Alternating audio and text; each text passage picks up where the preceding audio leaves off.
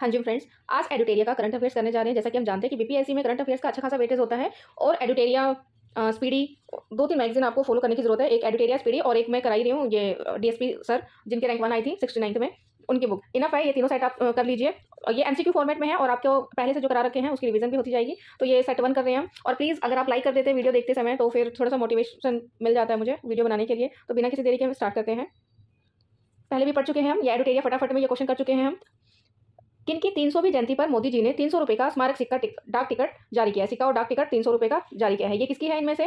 गुरु रामदास, छत्रपति शिवाजी महाराज, पंडिता रामाबाई या देवी अहिल्या होलकर। कौन है? देवी अहिल्या होलकर। मैं 4 ऑप्शन इसलिए नहीं पढ़ती हूँ क्योंकि टाइम बहुत कम है, जैसे कि पहले ही वीडियो में बता दिया मैंने। अगर आपको 4 ऑप्शन पढ़ने हैं तो प्लीज़ मुझे कमेंट कर दीजिएगा, मैं 4 ऑप्शन कर दूंगी, नहीं तो मैं डायरेक्ट आंसर बताऊंगी।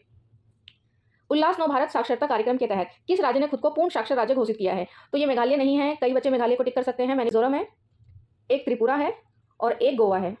तो इसमें से किसका नाम है? एक गोवा है। इसमें से किसका नाम है? तीनों में से गोवा है। तो इसका आंसर गोवा है, लेकिन आपको तीनों याद रखना है, मिजोरम, त्रिपुरा, गोवा। ध्यान रखिएगा मेघालय नहीं है, ठीक है। और एक चीज़ बताना है कि उल्लास के तहत कितने परसेंट साक्षर होने पर खुद को ये पूर्ण साक्षर घोषित कर दे रहे हैं, तो वो 95% से अबव 95% से अबव होकर पूर्ण साक्षर घोषित करें। तो इसके हिसाब से तो केरल भी होना चाहिए, लेकिन केरल ने आधिकारिक तौर पर खुद को पूर्ण साक्षर राज्य उल्लास के तहत घोषित नहीं किया है, ठीक है। तो चलिए आगे क्वेश्चन चलते हैं। अभी तक केरल ने नहीं किया है। एआई आधारित multi modal large language model, ये हम पहले ही पढ़ चुके हैं कि भारत की अपनी भाषा में ये पहली पहल है जो स्वदेशी रूप से हम विकसित कर रहे हैं। क्या? एआई आधारित मल्टी मॉडल लार्ज लैंग्वेज। तो उसका नाम क्या रखा है हमने? उसका नाम रखा है भारत जैन। भारत जैन हमारी खुद की पहल है। जम्मू कश्मीर के वन्यजीव अभ्यारण्य को हमने इको सेंसिटिव घोषित किया है, तो वो कौन सा वन्यजीव अभ्यारण्य है? त्राल वन्यजीव अभ्यारण्य। त्राल वन्यजीव अभ्यारण्य को इको सेंसिटिव घोषित किया है। जनगणना 2027 की घोषणा की गई है, जिसमें जातिगत जनगणना भी शामिल होगी। तो कितने चरण में आयोजित की जाएगी? तो ये 2 चरण में आयोजित की जाएगी जनगणना। सबसे पहले हम ये हिमालयन स्टेट है, जो भी पहाड़ी स्टेट है हिमालयन, उसके लिए हम स्टार्ट कर रहे हैं, उसके बाद बाकी स्टेट के लिए होगा। नेक्स्ट क्वेश्चन है आरबीआई 2025-26 के लिए जीडीपी की वृद्धि का अनुमान लगाया, तो वो कितने प्रतिशत जीडीपी का अनुमान लगाया है उन्होंने? तो ये 6.5% है। मानव युक्त गहरे समुद्र मिशन के संबंध में कथन दिए गए हैं और इन कथन पर विचार करना है और आपको सत्य बताना है इसमें से कि कौन सा सत्य है। तो पहला कथन है कि भारत 2026 तक अपना मानव गहरे अन्वेषण के मिशन समुद्रयान लॉन्च करेगा। तो हमारा ये मिशन का नाम क्या? अन्वेषण मिशन समुद्रयान, ठीक है। समुद्रयान मिशन लॉन्च करेंगे 2026 तक। सेकंड है स्वदेशी रूप से विकसित पनडुब्बी मत्स्य 6000 का प्रयोग करके हमें 8000 मीटर की गहराई पर समुद्री संसाधनों को पता लगाना है। और नेक्स्ट ऑप्शन है समुद्रयान पृथ्वी विज्ञान मंत्रालय के नेतृत्व में डीप ओशन का एक प्रमुख घटक है। तो इन तीनों में से आपको कौन सा रॉन्ग लग रहा है? ये तो सही है कि 2026 तक हम ये मिशन शुरू कर रहे हैं। इस मिशन रॉन्ग कौन सा है? इसमें 6000 मत्स्य 6000 का प्रयोग कर रहे हैं हम, और वाहन है मत्स्य 6000, और ये 8000 मीटर की गहराई की जगह 6000 मीटर, इसलिए इसका नाम भी 6000 मत्स्य पड़ा है।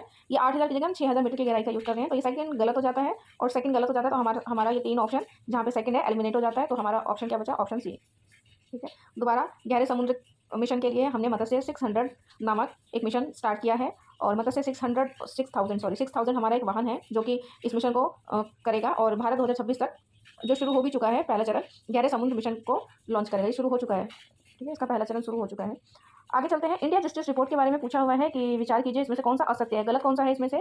यह टाटा ट्रस्ट द्वारा जारी किया जाता है, ठीक है, ये बिल्कुल। पुलिस जनसंख्या अनुपात अभी भी 1 लाख जनसंख्या पर 155 पुलिसकर्मी का है, ये भी ठीक है। केवल 8% महिला अधिकारी ही वरिष्ठ पदों पर है, और न्यायपालिका में 10 लाख आबादी पर केवल 15 न्यायाधीश है। तो ये चारों ऑप्शन ठीक है फ्रेंड्स, इसमें उपयुक्त में से कोई भी कथन असत्य नहीं है, चारों ठीक है ये। आगे चलते हैं। असम मेघालय सरकारों ने ब्रह्मपुत्र की किस सहायक नदी पर संयुक्त रूप से 55 मेगावाट की 55 मेगावाट की जल विद्युत सिंचाई परियोजना शुरू की है? तो ये कुल्सी नदी है। हमें ये पता होना चाहिए कि कुल्सी नदी किसकी सहायक नदी है? ब्रह्मपुत्र की सहायक नदी है। और असम और मेघालय 2 स्टेट है जिसका जल विद्युत सिंचाई परियोजना चल रहा है। नेक्स्ट क्वेश्चन, जम्मू कश्मीर में रियासी जिले में स्थित दुनिया का सबसे ऊंचे रेलवे आर्क ब्रिज का उद्घाटन मोदी जी ने किया है। जम्मू कश्मीर का जो सबसे ऊंचे रेलवे आर्क ब्रिज है, ये कल भी पढ़ा है हमने टेस्ट में। तो ये कौन सा है? जम्मू कश्मीर में किस नदी पर है? चिनाब नदी पर।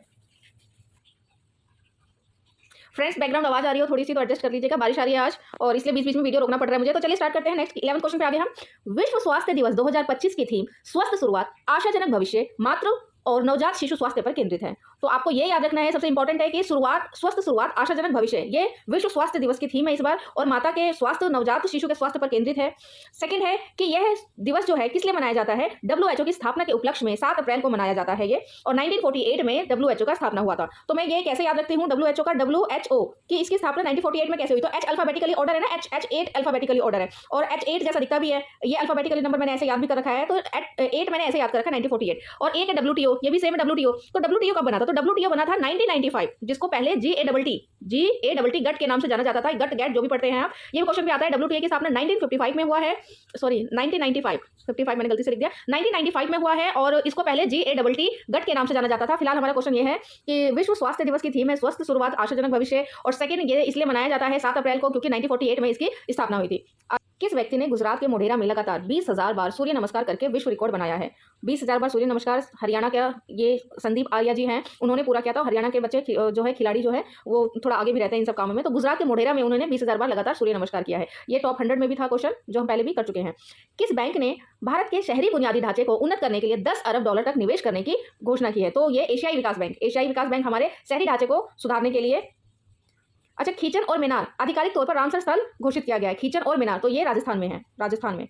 नेक्स्ट, भारत का कौन सा शहर अब तेंदुओं की राजधानी बोला जा रहा है? तेंदुओं की राजधानी, तो ये बेंगलुरु को बोला जा रहा है। ये मैं कई क्वेश्चन जल्दी जल्दी इसलिए कर रही हूं क्योंकि हम पहले भी कर चुके हैं, तो रिवीजन के लिए हो जाएगा आपका। ये बेंगलुरु को बोला जा रहा है। इतिहास में पहली बार दुनिया की पहली एकीकृत पक्षी आधिकारिक तौर पर सूची हुई है, तो इसका नाम एवी लिस्ट रखा गया है, एवी लिस्ट।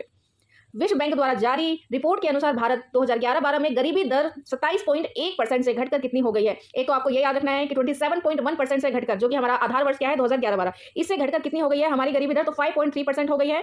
और दूसरा ये याद रखना है आपको कि ये रिपोर्ट किसने जारी किया है, किसके अनुसार भारत की गरीबी दर घटकर इतनी हो गई है? तो विश्व बैंक। ये भी इंपॉर्टेंट है, पूरा क्वेश्चन इंपॉर्टेंट है और इसका आंसर भी इंपॉर्टेंट है।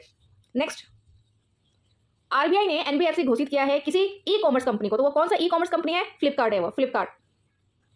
राज्य सरकार ने पहली कक्षा के लिए ही सैन्य प्रशिक्षण शुरू किया है। वो राज्य सरकार जो पहली कक्षा से ही सैन्य प्रशिक्षण दे रहे हैं, तो ये महान काम किसने किया है? ये महाराष्ट्र ने किया है, ये महान काम।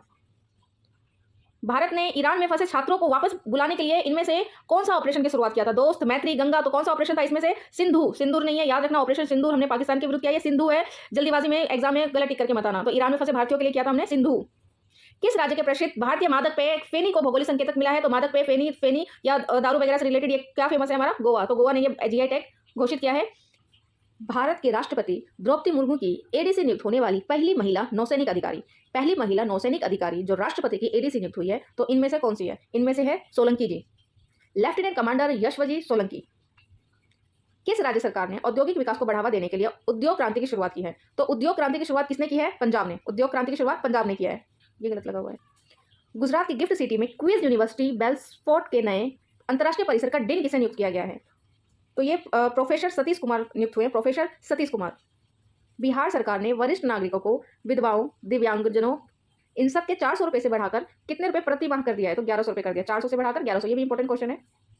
अंतर्राष्ट्रीय योग दिवस पर योग नीति लागू करने वाला भारत का पहला राज्य कौन सा बन गया है? पहला राज्य है उत्तराखंड। योग नीति लागू करने वाला पहला राज्य उत्तराखंड है, दूसरा राज्य गुजरात है। किस राज्य सरकार ने ट्रांस समुदाय को, याद रखिएगा, ट्रांस समुदाय को ओबीसी का दर्जा दिया है और आंगनबाड़ी कार्यकर्ताओं के लिए 50% आरक्षण की घोषणा की है? तो ट्रांस समुदाय को ओबीसी का दर्जा, आंगनबाड़ी को 50% का आरक्षण देने वाला ये असम बन गया है। टॉप 100 में भी था ये क्वेश्चन। हाल ही में जारी रिपोर्ट के अनुसार कौन सा देश 2024 में जापान को पीछे छोड़कर दुनिया का सबसे बड़ा ऋणदाता देश बन गया है? तो ये आंसर जर्मनी है। मुझे इस पर डाउट है, जर्मनी मैंने सर्च किया लेकिन जर्मनी आधिकारिक तौर पर तो कुछ आया नहीं। अब यहाँ पे लिखा हुआ भी है एक रिपोर्ट, कौन सा रिपोर्ट वो नाम नहीं है, एक बार आप भी अपने लेवल पर ये क्वेश्चन सर्च करिएगा। इसमें आंसर जर्मनी है। अंतर्राष्ट्रीय बुकर पुरस्कार 2025 से संबंधित कथनों पर विचार कीजिए। तो ये कौन कौन से कथन है? 2025 का अंतर्राष्ट्रीय बुकर पुरस्कार भारतीय लेखिका एवं महिला कार्यकर्ता बानू मुश्ताक को अपनी कहानी हार्ट लैम्प के लिए दिया गया है। तो ये अधिवक्ता जी वकील हैं और महिला कार्यकर्ता क्या है? बानू मुश्ताक को अपनी संग्रह हार्ट लैम्प के लिए इनको बुकर प्राइज मिला है 2025 का। और ये क्या है? 15 लघु कहानियों का संग्रह है।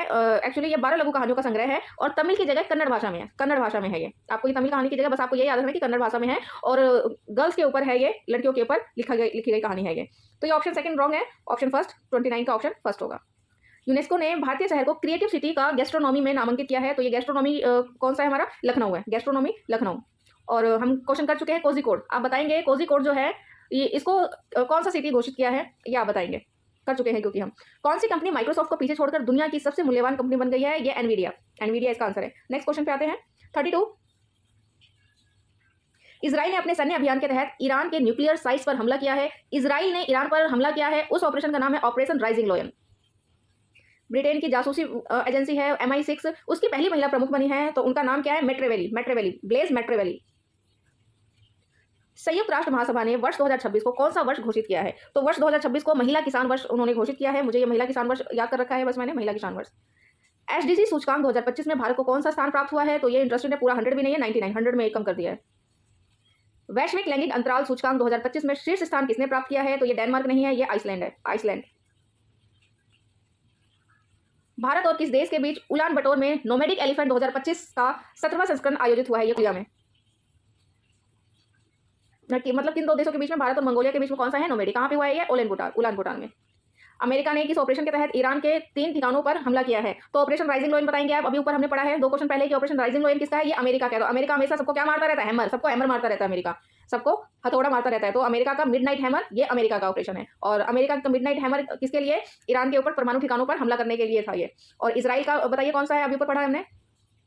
आईपीएल मैचों में 300 छक्के लगाने वाले पहले भारतीय बल्लेबाज कौन बने हैं? पहले भारतीय बल्लेबाज बने हैं ये रोहित शर्मा, 300 छक्के लगाने वाले रोहित शर्मा। किस भारतीय खिलाड़ी को क्रिकेट में उनके महत्वपूर्ण योगदान के लिए आईसीसी हॉल ऑफ फेम में शामिल किया गया है? ये तो हॉल ऑफ फेम में इस बार महेंद्र सिंह धोनी, ये क्वेश्चन भी कर चुके हैं हम। किस भारतीय महिला निशानेबाज ने म्यूनिख में आयोजित आईएसएसएफ वर्ल्ड कप में 10 मीटर एयर पिस्टल में स्वर्ण पदक जीता है? तो स्वर्ण पदक जीता है इन्होंने सुरुचि सिंह। क्वेश्चन 42, किस भारतीय विकेट कीपर बल्लेबाज ने टेस्ट मैच की दोनों पारियों में शतक लगाया है? तो ये ऋषभ पंत। नेक्स्ट क्वेश्चन 42 हो गया हमारा, 8 क्वेश्चन और बच रहे हैं, ये भी कर लेते फटाफट खत्म। आईसीसी विश्व कप चैंपियनशिप 2025 का खिताब किस देश ने जीता है? विश्व कप चैंपियनशिप 2025 का खिताब किसने जीता है? दक्षिण अफ्रीका। कौन से स्टार्टअप महारथी चैलेंज का विषय है जो नई दिल्ली में स्टार्टअप महाकुंभ के दूसरे संस्करण का मुख्य आकर्षक है? क्वेश्चन है, निम्नलिखित में से कौन से स्टार्टअप महारथी चैलेंज का विषय है जो नई दिल्ली में स्टार्टअप महाकुंभ के दूसरे संस्करण का मुख्य आकर्षक है? तो इसमें एग्रीटेक है और बायोटेक्नोलॉजी तो आजकल होता ही है, हर चीज़ में बायोटेक्नोलॉजी भी है, एग्रीटेक भी है और एआई तो चल ही रहा है। तो ये तीनों है, ट्रैवल टेक का कुछ नहीं है इसमें वर्णन। तो ये ऑप्शंस दिए हुए हैं, फर्स्ट एलिमिनेट करते हैं हम। ये फर्स्ट एलिमिनेट हो गया, दोनों ऑप्शन एलिमिनेट हो गया, तो हमारा आंसर है ये वाला। ठीक है, ये क्वेश्चन देख सकते हैं आप, question number 44। Next question 45, French open किसने जीता है? सी ऑलक्रॉज। ये सी ऑलक्रॉज याद है मुझे, कार्लोस अल्कराज, मैंने सी ऑलक्रॉज करके याद किया हुआ है, ये क्वेश्चन भी कर चुके हैं हम। आईपीएल 2025 का खिताब किसने जीता है? ये रॉयल चैलेंजर्स बेंगलुरु ने जीता है इस बार। हैदराबाद में आयोजित मिस वर्ल्ड 2025 का खिताब किसने जीता है? तो ये चुवांगसरी, मैंने चुमेश्वरी करके याद कर रखा है, हंसता मत, वो बोलती है ना, एक एक्टर है, चुमेश्वरी परफॉर्मेंस है, तो उसका याद आ गया मेरे को, तो उसी तरह से मैंने याद कर रखा है, पूरा नाम याद नहीं है मुझे। ओपल सुचाता चुवांगसरी ये नाम है इनका। चुमेश्वरी क्या कहते हैं इन्होंने।